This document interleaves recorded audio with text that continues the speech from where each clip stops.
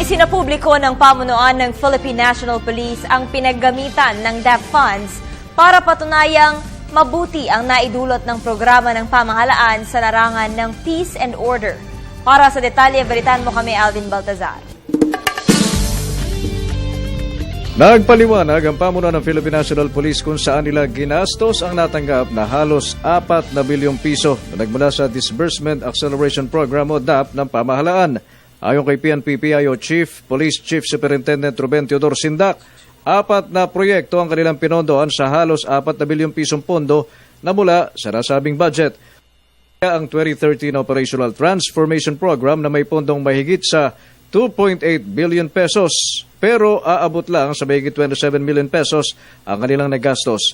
Pangalawang proyekto ay ang 2012 Funds for ARMM Transition Investment Plan na aabot ang pondo sa mahigit sa 136 million pesos pero mahigit 132 million pesos lamang ang kanilang nagamit. Activity 1 is the Operational Transformation Program. Di ba? Ito yung pinakamalaki with an allocation of about 2.8 billion.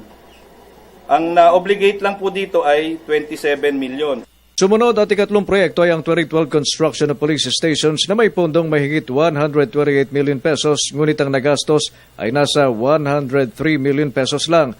At ang panghuling proyekto na pinondo ng mula sa DAP ay ang 2011 Additional Funds for the Deficit in 1,000 per capita MOOE na abot sa mahigit 115 million pesos na nagastos lahat.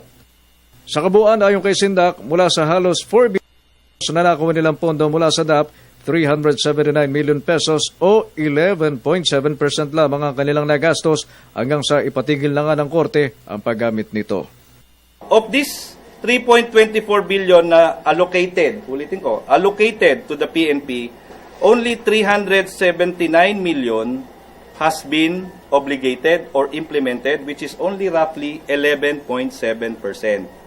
Sa umpisa, ayon kay Sindak, hindi nila alam na nagmula ang pondo sa DAP dahil ito ay binibigay sa kanila bilang SARO o Special Allotment Release Order at hindi na rin aniya nila. Kine-question pa kung saan ang galing ang pondo kapag ito ay inire-release na ng Department of Budget and Management o DBM.